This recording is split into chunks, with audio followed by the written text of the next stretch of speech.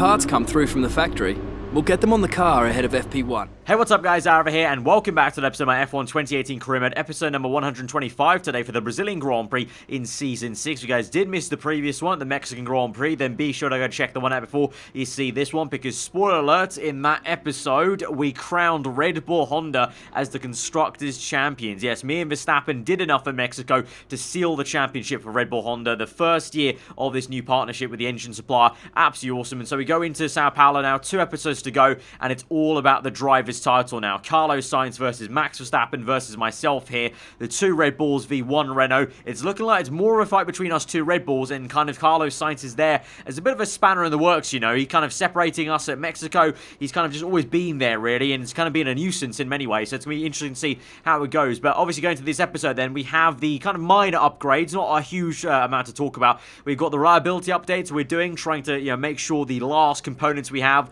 go the distance, because ideally I don't want to take a penalty this episode or Abu Dhabi, so we're going to try our best on reliability there. And we also had the minor brakes update, the first time we've done any upgrades actually, apart from the weight reduction way back in the beginning of the season on the chassis front of things. So that will be a little bit better. Maybe under braking I can go a little bit more, you know, confident on the brakes. I actually don't know about that, to be fair, because there is forecast for rain for the entirety of the race. So we've had the similar situation from USA and Mexico. Both races had wet to dry basically, but this race looks like it's going to be wet the entire time. I'm kind of almost sick and tired of intermediate conditions at the moment. We've had them 2 races in a row. 3 is just a little bit absurd in my opinion, and it never happens in real life, but there you go. To be fair, I mean, I've never had that much rain in the career mode so far. I know a lot of you guys have sometimes said you've had a lot of rain in your career modes. Let me know in the comments below, but I've never really had that much rain consecutively race after the race up until now, 6 seasons in, so I guess it had to come at some point maybe.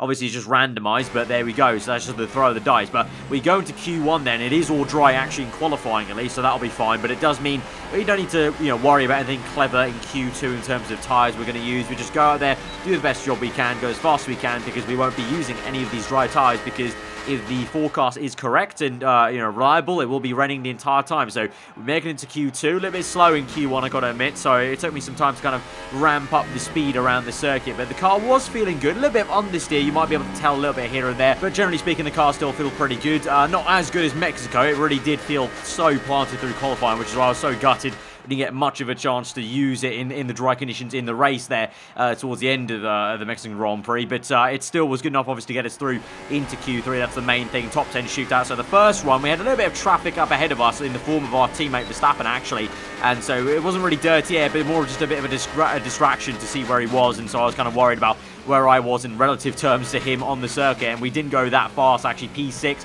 not a very good lap time obviously, and so we go through for a second run now. Obviously we got through Q1 and Q2 on one set, so we did have 2 fresh sets to burn in this top 10 shootout, so we are gaining time there as we go to the end of the lap. Then we've gained a significant amount of time now.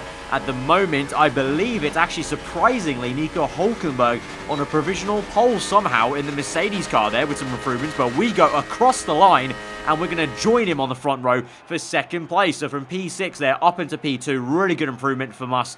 Ricciardo P3, Sainz surprisingly way down there at P5, because he's been right up there as of late quite consistently. Actually, you know, really it's been us 3, the guys in the championship fight, Verstappen, Sainz, myself. All of us have been qualifying really well as of late, but both of them going a little bit slower than myself, and we're really close actually. We're so close to getting pole position here at Sao Paulo, but I mean, fair play, GG's to Nico Hülkenberg. He's had a okay time at Mercedes so far in his first season in the Silver Arrows, but the Mercedes car has not been on pole many times ever since it kind of took that drop from season 2, so fair play to the entire team really for that surprising pole. And I guess, you know, Nico's obviously not, you know, it's no surprise he gets a surprise pole at Brazil. Obviously did it way back in the Williams days in his kind of junior phase of his F1 career, but now we go on towards the race. It's going to be raining, it's going to be tough. We are 10 points ahead of Verstappen, the championship, in first and to second place. Sainz a little bit further back, so we do have a bit of a cushion, and we just go into this race trying to do the best job we can, trying to set ourselves up the best way we can into Abu Dhabi. So let's go to the grid then and see how things shape up, if there's any penalties to talk about maybe before the race begins. Where there's a will, well, there's a way. And nowhere has that fact been better demonstrated over the years than here at Interlagos. Remember Senna winning while fighting a gearbox that was jammed in 6th? 5 Drivers' Championship deciders in a row between 2005 and 2009. And of course, the passionate Brazilian fans packing the grandstands to capacity every year. and they're not about to stop now. Interlagos, always a very special race here in Brazil. It's a 2.7-mile circuit with 9 lefts and 6 rights for a total of 15 corners. But it's a wet one today, so grip and visibility will be at a premium, and the drivers will need to be careful coming up the hill in Sector 3, the scene of many an accident over the years. Joining me for today's race once again is Anthony Davidson. Let's talk about the engineer. There's a real chance they could win the title today. So how do you think they'll handle the pressure? I think as long as they keep their mind on the task and not its historical significance, they'll be just fine. This is a race just like any other. You do the best you can and accept that sometimes things are going to happen outside of your control. If they can approach today with that attitude, the pressure shouldn't be a problem. So let's have a look at the starting grid ahead of a soaking Brazilian Grand Prix for Season 6 of F1 2018 Career Mode. And on pole position, a surprise here today in Sao Paulo. The silver arrow of Nico Hülkenberg on pole with myself on the front row. My teammate Max Verstappen in third place with Carlos Sainz in fourth. So the championship contenders all quite close together. Then Hamilton, Alonso, Hartley, Ricciardo with a penalty there down in P8 with Pierre Gasly and next-man Ocon round at the top 10. Leclerc, Perez, Van Dorn, Raikkonen next with Bottas in P15. Romain Grosjean P16 with Vettel down in a lowly P17. Lance Stroll, Sorokin P18 and 19, and Kevin Magnussen to round out the grid with a grid penalty. Right, so here we are then on the front row of the grid. No car ahead of us apart from that safety car. Very tricky conditions this is going to be, and it is going to be forecast for rain the entire race, so the default strategy probably will be quite similar to what we pull out. You know, it says a 2-stop to 3 sets of inters. We might change that to just a 1-stop to 2 sets of inters. It kind of depends on what everyone else is doing. I think there might be an opportunity to jump some people with the 1-stop if they go to 2 stops, but I don't know. I really don't know how to call it because we've never had a full wet race in the last 2 episodes. It's always gone to dry. We'll find out, I guess. We go to 5 red lights then to the Brazilian Grand Prix here, the second last round of this season, and a pretty crucial one to set up the finale, and it's a great start for us there compared to Hülkenberg. Actually, we're into first place. We enter turn 1, cautious on the braking there, and Hülkenberg able to feed it around the outside though and nip down the inside. He's going to cut across us there and give us a whole heap of spray in our face, and so we're down to P2 once more. Carlos Sainz maintains P3 then. It looks like he's overtaken Verstappen, who was obviously in P3 himself, but as we now go toe-to-toe, Sainz has a little look down the inside. We're going to defend that position there. He's going to slot back into P3, Verstappen P4, as there's a McLaren and Mercedes going side by side. It's Fernando Alonso and Lewis Hamilton, the 2 former rivals, going toe-to-toe now here for what is going to be P5. Alonso on the outside, Hamilton trying to squeeze him out, maybe a bit too much as Alonso's round. Alonso's been spun around by Hamilton, so there's more chaos there. There's the 2 Ferraris in the Sauber, I think that was, crashing again. So we had chaos in the rain at Mexico, and there's more chaos here. A replay then, Alonso spun round there. You can see once again just another different kind of better angle, I guess, seeing him spun round. But this is why the Ferrari and the Sauber were gone. Raikkonen has lost the back end, and he's also taken Bottas with him. I think Bottas was also kind of half, kind of, the 2 fins crashing. I think that was kind of both their faults there, because I think Bottas did tap Raikkonen enough to spin himself round. That's why Alonso went round. He caught the kind of side pod. That was almost like Ricciardo's spin on Verstappen, if you remember, at Singapore. And Bottas actually does an identical one, but instead of just him going round, Raikkonen also went round as he lost the back end. So he has to reverse back and get through. So a lot of chaos on lap 1 then. As we move on to lap 2, we didn't get caught up in that. We're still P2 then. Hülkenberg setting the pace at the moment in the lead, although he's very slow into turn 1 to the point where I almost hit the back end, or I do hit the back end of him, but not too hard in the gearbox there. So he's going very slow, so I'm kind of sensing maybe we could overtake him in a straight line. The Honda power appears to be right there. The traction as well is very good for us here. So we have a look round the outside there, have a little bit of a lunge, but Hülkenberg just does enough to keep it through. He then lets off the throttle, so we have to let off ourselves. Otherwise, we would have definitely lost our front wing there on the acceleration down the hill. Now up the hill we go, very wide, get hit with some dirty air, and Carlos Sainz is down way inside there. We have to give him the room because he's fully alongside us now, and he's going to try and squeeze his way past us on the outside now of the left hand there. We have to ride the curb a little bit, not too much great grip around there, and getting the power down as early as we can, but Carlos Sainz just has this to the inside there. I try and break a little bit early and try and cut in for a switchback of sorts, but it doesn't really work out for me, unfortunately, and then I get hit with a bit of traffic there from Sainz letting off the throttle. Obviously, it's already hard enough to overtake around Brazil with dirty air, let alone in these tricky intermediate conditions. So we're down to P3, unfortunately. Carlos Sainz up into P2.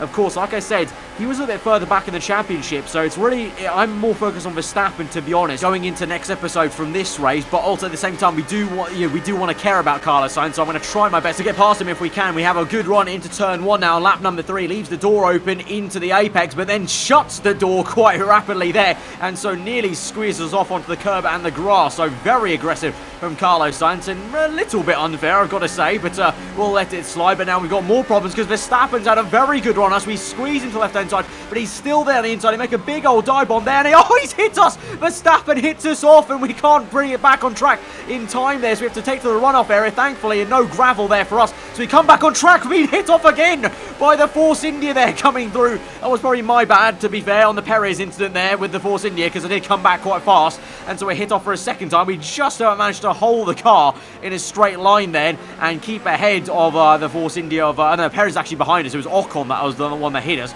We just managed to stay behind Hartley then, thankfully, but very aggressive move then from Max Verstappen, making contact with us. So a little bit of controversy, to be honest, there, because two title rivals in the same team. It's a little bit of the beginning of a bit of a Red Bull civil war, perhaps, because Verstappen with a big dive, and he actually locks up on the front left, and that's why he just ploughed straight on and straight lined the braking point and just hit me off, basically. And obviously, it's already slippery enough in the wet. I don't need any more kind of encouragement to go off circuit there and be spewed off. And so now we look at a better angle here from the off board here. You can see how much I squeeze him, but then he just comes through, straight lines it, bang, we're hit off there. I try my best to control the car, but we just have to take the escape road then. Thankfully, there was that escape road. If it was a wall or a gravel trap, my race would have probably been over, as we now go on and try to make a move on Hartley on lap number 4, but there's yellow flags and a safety car out because a car there, look at that, I think there's a car that was off at turn 1, and so that is why the full safety car is called out here. So this might be a bit of saving grace for me to try and catch back and get my composure back here, although, we nearly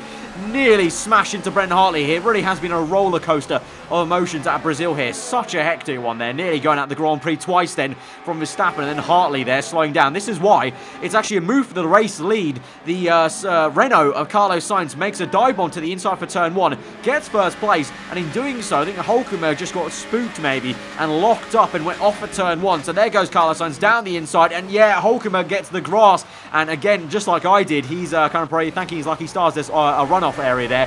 That's why he was off at turn 1. So there's been a lot of lockups then here at Sao Paulo. So everyone's struggling for grip in the brake zone, it would seem. Verstappen, Hulkenberg, even myself, as we now send one down the inside of Hartley though on the restart then on the McLaren. Nice little move up into P7, very opportunistic, straight away on green flag getaway there, trying to control the car, get in a straight line and try and chase after Esteban Ocon then. So let's try and see if we can make our way back up into, well, or hopefully anywhere kind of near Verstappen and Carlos Sainz to try and limit the damage then points-wise. But right now we are in a bit of a dire situation if Carlos Sainz finishes first, Verstappen second, and we're down here in P7. So we're going to try and do something about that as we now move on across the line for lap 7, and we're going to move up from P7 hopefully up into P6, round the outside. Bit of a drift, to be honest there, real big drift on the rear end there, but we've just about managed to skate through in turns 1 and 2 the Center S, and we're still on the outside line, and Ocon, oh my god, Ocon chops across us there, and we are literally millimetres away from smashing his rear end, but we thankfully hold it through, and we're up into P6. What a move there, what a scrap with Ocon there. That was literally heart-in-mouth moment, I've got to say, whilst I was driving at the time when he swiped across me. I had flashbacks of Ricciardo swiping across me at the Russian Grand Prix. Remember, that caused a DNF for us in that very atrocious Grand Prix. So now we move on later. Lap number 8, closing up to, I was going to say Hulkenberg and Ricciardo, but Ricciardo has gone off at turn 1. So what is it about Sao Paulo in the rain? It looks like everyone's making mistakes left, right and centre. Ricciardo off. I don't know if that's a mechanical failure of him. If it is, that's just more bad luck for the Australian. No, he's off at turn 1 just like Hulkenberg was, and it looks like he's going a bit slow, so I don't know if it might be a failure on his car. I don't know. It looks like he's going to get back on track. No, he actually speeds up again and hits the car. So no, that was just a mistake from Ricciardo, just like Hulkenberg. So everyone's finding turn 1 very treacherous then, and so Ricciardo all the way at the back now. That is a devastating mistake for him, as we now don't make a mistake here. We pounce like a panther down the inside up into P4 and get through there on Hulkenberg, and now we split the two Mercedes cars. But what a difference Saturday to Sunday makes. Pole position down to P5 then for the German as we now move on to lap 12, and eventually we'll see some guys making pit stops ahead of us, including Carlos Sainz here from the lead of the Grand Prix. So these guys are making the pit stops on lap 13. My engineers told me we're going to go to lap 17, so we're going a lot longer, and we're going to try and attempt to do this one stop, whereas these guys clearly are probably doing a two stop. So we eventually come in lap 17. Sainz, Verstappen and Hamilton have all been in already, and so they're going to re-overtake us on track, but I have a theory that they're going to make that second stop, because lap 13, even though it's only 4 laps earlier than lap 17, I have a hunch that they're probably going to do that two stop. You know, the AI do usually follow the default strategy, so, you know, for what, I was actually surprised my own engineer, the in-game engineer, actually told me to pit on lap 17, because usually the in-game engineer also follows the default there, but for some reason he was also thinking on the same wavelength as me, and he was thinking, yeah, we can do the one stop here. Maybe my engineer in-game's seen the strategies I've done last 2 races and thought, you know what, actually aarava has some sound logic there, we should do one less stop and try and jump them that way if we don't have the out-and-out pace there. So by lap 21 then, we're just in P4. At this stage, I basically accepted that I couldn't catch Hamilton, the rest of them, on pure pace, but we might not need to, because the safety car comes out here now for Valtteri Bottas. He's going to be out of this Grand Prix, and so we'll all bunch up, but actually, this might work in everyone else's favours rather than mine, because I don't need to make a pit stop. Everyone else does, and they can get a free pit stop on the safety car, potentially. So in this case, my rivals have got really lucky from a safety car rather than myself in the previous few episodes, but this is why it was called out then. Valtteri Bottas with a smoking engine. He already had issues, obviously, at the very start on lap 1 with the spin he had, but then the engine goes pop and he parks up at turn 1 then, so a bit of a dangerous spot, so that's why it was called out. But you can see here, so Carlos Sainz, actually, this is when the safety car got called out. Carlos Sainz stays out then, Verstappen comes in. Interesting. So Sainz, I don't know, is he going to maybe try and go to the end of the Grand Prix, potentially? That might be a thing. So the Spaniard stays out in the lead of the Grand Prix, does not make a pit stop under the safety car. Verstappen does. He comes in for a fresh set of inters. You can see there is Hamilton's Mercedes in P3. He comes in for a pit stop under the safety car. I obviously continue on, because I only just came in 4 laps ago, and I'm going to the end. That was my plan all along. I don't know if Carlos Sainz is going to do that as well, so it might be Sainz and myself trying a 1 stop here, and Verstappen and Hamilton trying a 2 stop with the free pit stop under the safety car. But to be fair, actually, I have actually jumped Hamilton, because he was actually further back enough that I could actually overtake him, even with a slower pit stop, obviously a slower delta time for me, and for him making a pit stop on the safety car. So at the moment, the order is Sainz, Verstappen, myself, Hamilton. So we've jumped 1 car, actually, but obviously, if there was no safety car, we would have jumped Verstappen and Sainz as well when they made, in theory, their second pit stop, whenever it would have been, without the safety car coming in. But it has come out. Obviously, we have to deal with it now, and so we're right behind them.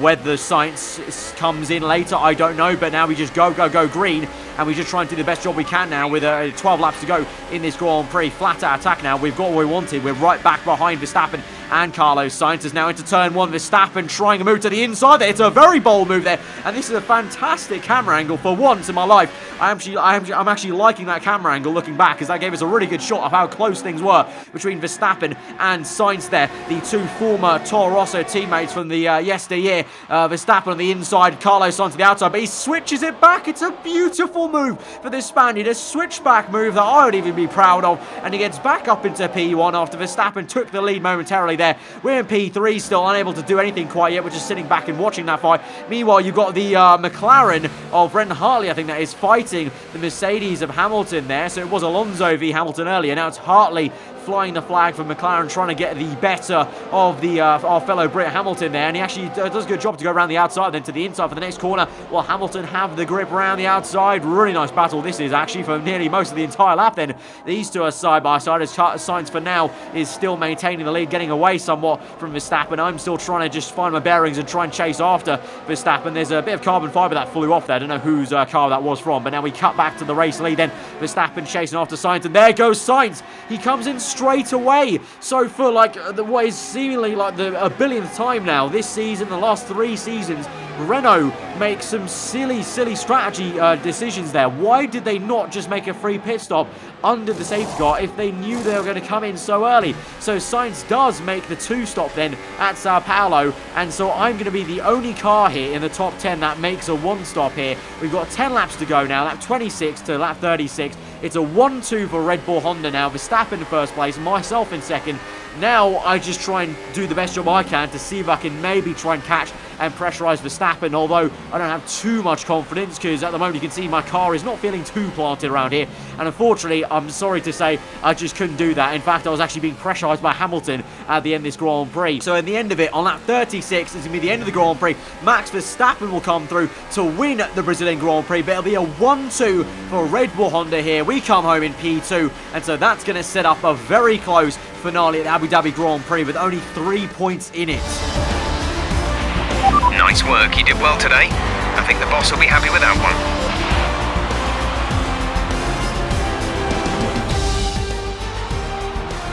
Victory for the team from Milton Keynes then, after a quality performance. And I have to wonder, Anthony Davidson, just what set them apart from the competition here. Well, they clearly have a car that comes alive in the kind of conditions we were dealing with today. It's a very balanced package in the wet, and what that means is that the drivers have confidence to attack. And having that confidence gets you on the power earlier, it lets you brake later, and can put you a long way up the road. Alright, so in the end, it's another 1-2 for Red Bull Honda, which I'm still really happy about. Of course, though, Verstappen gets the win again, and I get second place, so 7 points he's going to get. So into the championship for the finale, basically, the Abu Dhabi Grand Prix.